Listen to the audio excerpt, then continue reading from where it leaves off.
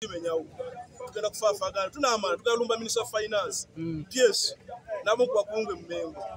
kula mazani gobi ine erinnya lya Lamaza ndikutuva mu mwezi gwa Lamaza okatomaye makulu ga linnya lyo tugenda kunonya ngobu panga president akoze omulimu gwe awandisa amabaluwa buli wamu abanga bagamba basasule ettaka eryo n'abantu ab'olubatu balemesezza kyebatabako tebakikola jambi amukutezaki Mmengo yawandise ebbaluwa ng'eraga nti erina percentage gyagala omugagga agiwe ya milioni 72 ya buwumbi 72 so fetunza kukkiriza mbeere ate amajambi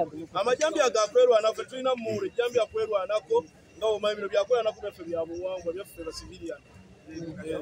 amanya gose saawa eno tuli ku bunkenke wenandiyise obukozingibwawo ababbi abafundekedde eggwanga lino nga ababbi abasooka bali mu gavumenti ya President Museveni yateeka mu Kampala bebeekobanye okulaba nti ettaka lino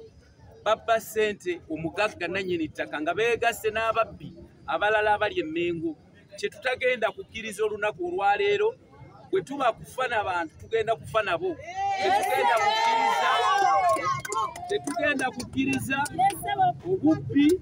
obuteereddwawo ababbi abali mu Kampala President be yatuwa Mayiga njagala kulabula muganda wange mukwano gwange walwanyisa ogamba tubeere abeerufu saawa ya leero ababbi bali Mmengo waliwo ababbi abali e Mmengo simanyi Kamoga abo abakulira ebya landis abeegasse n'ababbi beegasse n'eggobi owa finance PSST Gobi twagala omulabula Gobi tugenda kulumba ekitongole kya finance tujja kyokya kyekyo kyennyini mukama wange njagala kulabula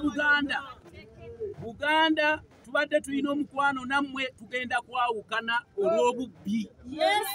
kino njagala okubuulira mukama wange Ssaabasajja Kabaka ku babbi b'olina e Mmengo bw'oba toteekinze action Katikkiro Mayiga bw'oba toteekinze action ku bubbi obuli e Mmengo tosobola gamba omusajja eyagula ettaka lye liize ya 99 years atunda liizi ye mu tteeka gavumenti egamba 1.5%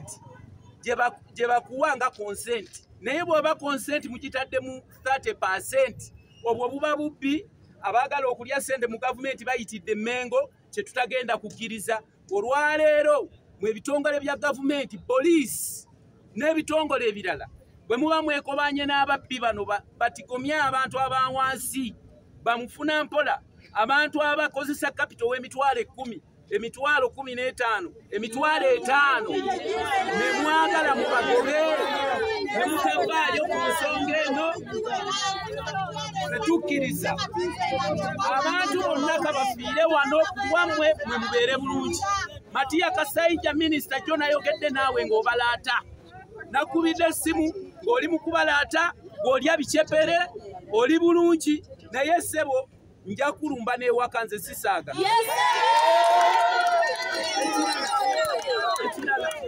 njagala kutegeeza saagala kutuusa bulabe eri Mmengo mwekulyetingidde abalabe mwekka na mwekka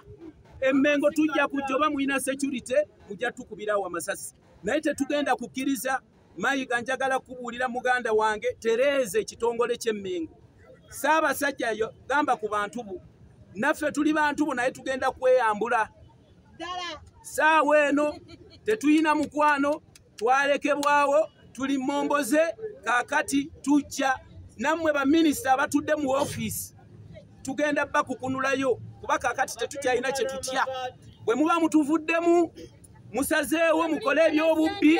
ebyekiyaaye ku mulundi guno tetugenda kukkiriza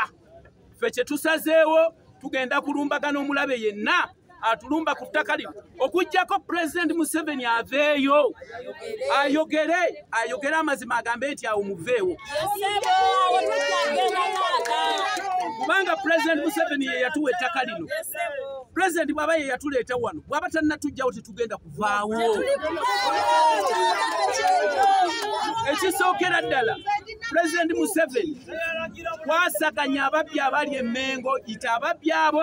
n'ababbi abali mu gavumenti obatuuze bave ku muntu owa wansi bave ku muntu omunaku. Saawa wano tulumba manga okulumbagana abo abantu abakubyewo ebiki ebibaati.